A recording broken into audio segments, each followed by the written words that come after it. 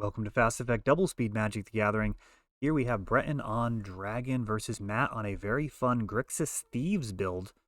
This World Gorge Dragon list should be pretty much card for card in sync with what Rodney Rudesley on MTGO has been playing. He's put up fantastic results, often, I believe, the trophy leader as far as 5-0s as World Gorger. Certainly goes through games pretty quickly. It's funny because I actually hear people saying it's too difficult to play online. Talk to them about that sometime. Suppose it is a bunch of clicking with Piranha Marsh. You got to do a bunch of clicks to make that work, but that is why you are playing it. So when you reanimate World Gorger Dragon, you'll be able to just kill your opponent on the spot. To be more precise, you'll need to use Animate Dead or Dance of the Dead, not reanimate. Piranha Marsh.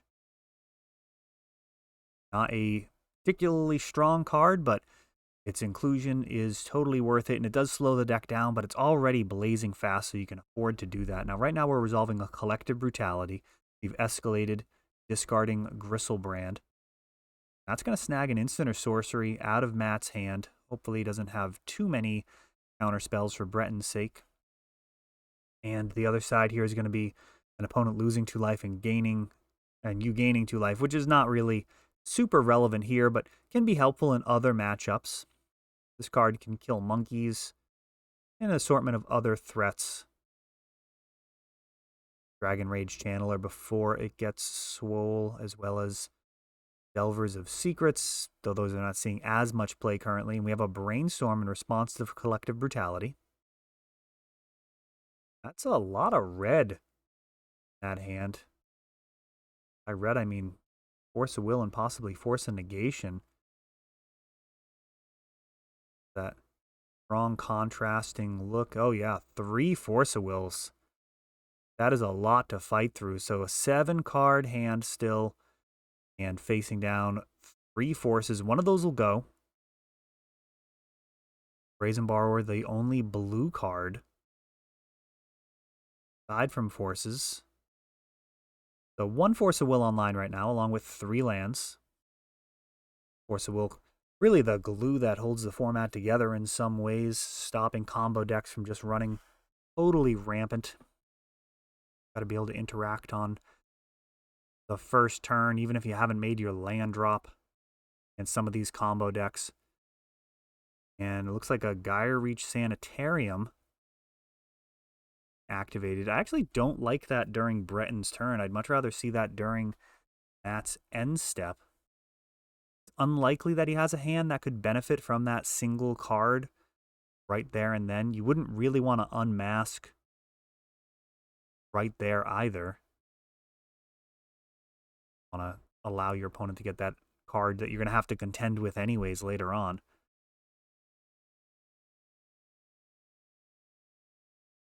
Uro, not amazing in this matchup, but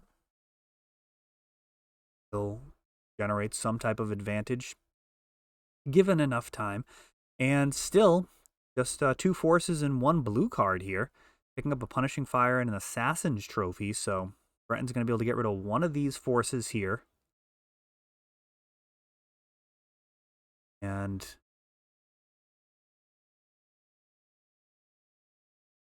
Piranha Marsh and an Animate Dead. That Grief tripping 1 counter and... oh, maybe it took the Brazen Borrower? I guess it... we forced pitching Force. I believe the shields are down. Animate Dead denied. Oh, and I don't like playing that land. That could have been converted with the Gyre Reach as well. This will likely be a informative matchup here for Breton. Animate Dead was snagged or stopped by Force of Will. Now Leovold, and that's going to be a tough one right there. Shuts down Gristlebrand, drawing cards, stops the Gyre Reach kill with, well, I guess with World Gorger you still have Piranha Marsh, but Piranha Marsh is going to go back and read the card to see that it actually targets. I believe it does. It might be each opponent. Confirm that. Lotus Petal. And a hard cast unmask, but this is probably just getting information at this point, allowing your control opponent to draw a card off of your unmask.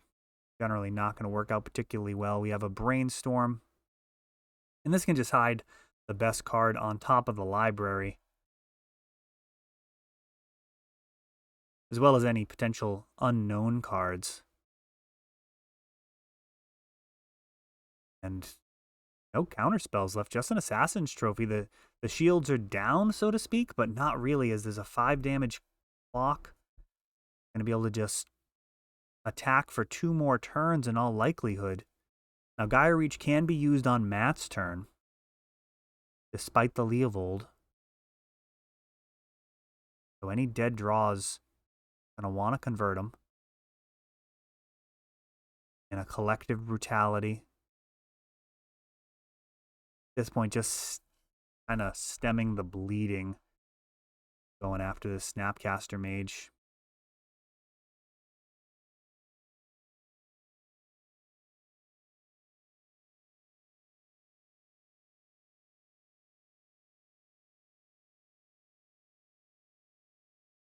I think I would have rather seen that Collector Brutality held onto and then converted into a new card via the Gaia Reach Sanitarium during Matt's end step, trying to dig to find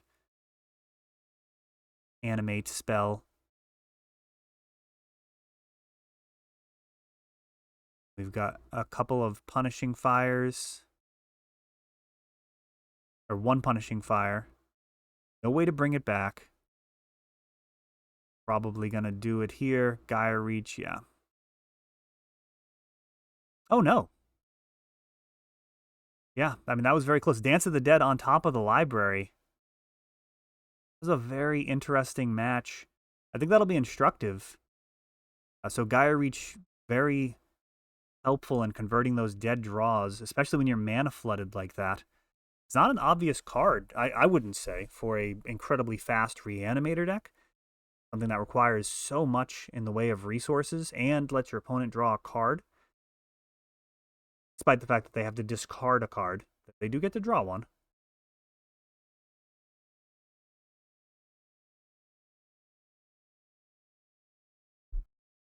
Just to confirm from earlier, Piranha Marsh does in fact target the player. The Leovold would end up resulting in drawing a lot of cards, probably finding some way of interacting along the way. And we've got Reef being Force of Willed. And now an Entomb resolving, putting Gristlebrand in the bin. Very interesting. Or stopping the Grief there.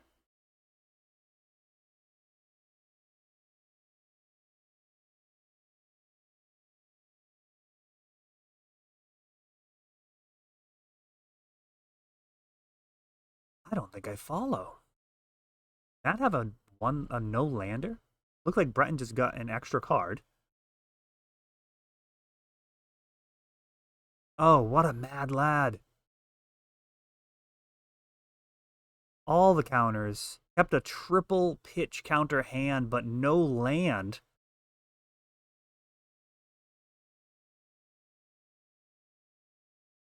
Unmask is now taking care of one of those counters.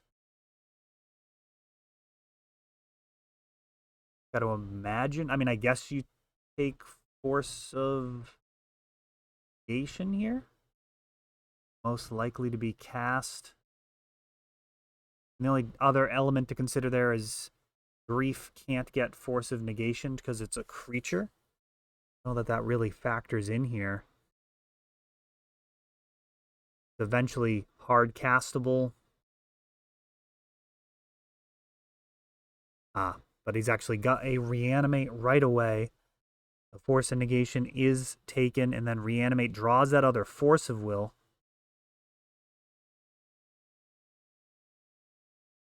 A land played for turn. I thought I saw Dance of the... Oh, that's Dance of the Dead there. There we go. So Reanimate was stopped. Dance of the Dead is resolving. And Breton is just drawing a ton of cards here with Gristlebrand, drawing 14. This should do it on the spot in all likelihood. We might just see a World Gorger Dragon kill another Grief. Just a Brazen Borrower and a Brainstorm left. Brainstorm just sadly not going to have enough time to utilize that. The 1 mana. Far too much when you're stuck on just 1 land and you're facing down a Gristlebrand. Got a pair of Dark Rituals. Now a Sedgemoor Witch. Whenever you cast a instant or sorcery, going to get a additional body. You got a Cabal Therapy. Oh, and a Chain of Smog. All right, so Cabal Therapy, able to get that last card out of there just because, and then Chain of Smog to create infinite bodies. Matt going to be left with no hand, as that last Chain of Smog can actually target him, which is a little upside after getting infinite pests. Of course, even if Matt could handle all of those creatures, Breton would end up gaining an arbitrarily large amount of life. Let's say 1 billion. He could just make 1 billion creatures. You do have to pick a number when you have an infinite combo like that. You can't just say I have infinite creatures. It has to be a finite number. So, I mean, 1,000's probably more than enough for any situation that Grixis Thieves is going to be able to throw out there.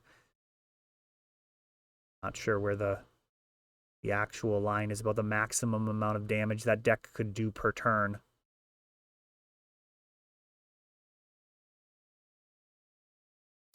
I mean, maybe a couple dozen. Like, you've got only 1 Uro because he's legendary. You've got some of your smaller creatures. I'd be surprised if Grixis Thieves could do more than 1,000 damage with those remaining turns. So Sedgemoor Witch and Chain of Smog, also a really interesting way of sidestepping the graveyard hate. A great innovation. Very, very dangerous. First time I saw that actually playing out was against a Death and Taxes deck, which is an abysmal matchup for Reanimator. And the Death and Taxes player had like double Rest in Peace, It was everything. They had all the graveyard hate. It was so much. And Dragon was able to get rid of a couple of key cards from hand and then calmly get out a Sedgemoor Witch, Chain of Smog. That was it. Like, it required like 1 ritual. Basically, there was some earlier discard, and then eventually it was just Dark Ritual into Chain of Smog with like 3 lands out. And Death and Taxes is not going to be able to handle that. All right, so we've got here a Grief and now an Unmask pitching World Gorger Dragon. Piranha Marsh setting up a potential, a definite turn 2 kill if there's an animate effect in Breton's hand. Matt is going to need an answer. If Breton has Dance of the Dead or Animate Dead, this will be absolutely lethal. The World Gorger loop entering the battlefield from the graveyard would exile all permanents. That would exile the Animate or Dance, which would set the loop off again. Oh, Surgical taking the World Gorger. Dance is the last card in hand. Why did he not play that? I was talking instead of paying attention, apparently. He didn't jam the Dance of the Dead. Maybe Matt had like a Assassin's Trophy or Abrupt Decay or something along those lines in hand.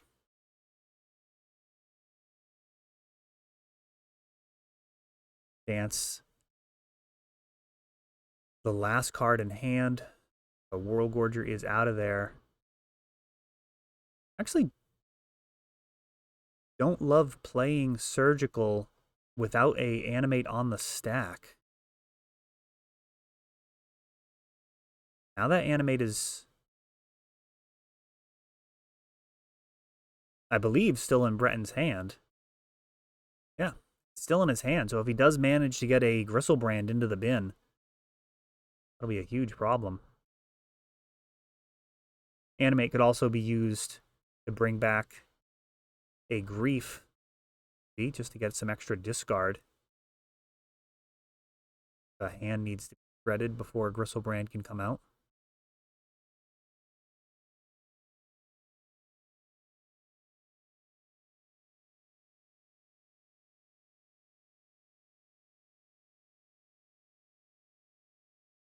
Pondering. Grixis Thieves has a crazy mana base. It is doing an awful lot. You've got the Punishing Fire. You got to be able to get Notion Thief. You've got Leovold. Uro. Look at that. Look at those duels. So Uro shows up, adds another land. Goes away. Not quite enough cards to escape yet. Doesn't take very much, though.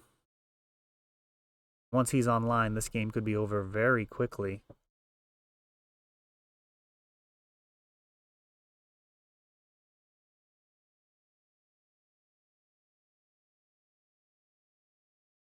A Brainstorm.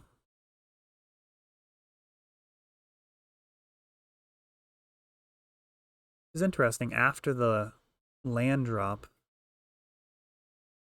technically you'd want to hold off on that land drop in case you draw a fetch land that you'd rather play non-fetch.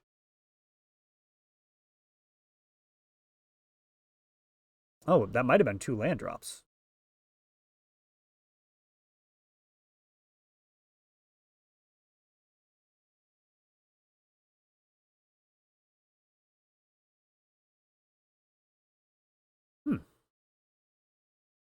Oh, I do these in one take, so let me know in the comments if that was 2 land drops. Uro is on the battlefield. He did also allow for yet another land. We have Dance of the Dead on Grief.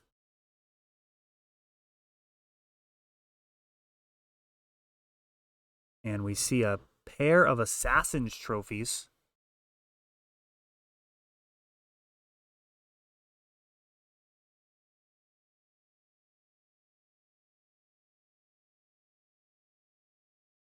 Uro swings and draws a card. 3 turns here for Breton. That Dance of the Dead has the Grief tapped. As you see, doesn't usually matter. He's going to actually untap it. Have a potential blocker.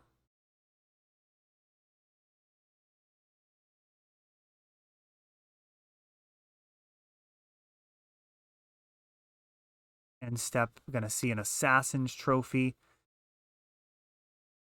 Give Breton another swamp. No shortages of swamps in that list. It's actually a big selling point for the list, as it's really budget as far as legacy goes. Incredibly powerful. But mono black. Expensive land in the deck is probably those revised basics.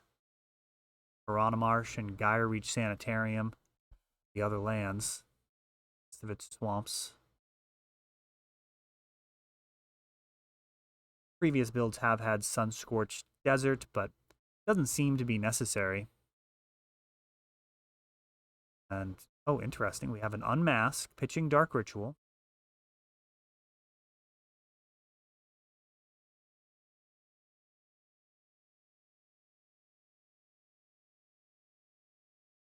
Hard cast Force of Will. And now he's just throwing a Chain of Smog out there. It's going to be over as Uro and Leovold team up to take it down 3 games.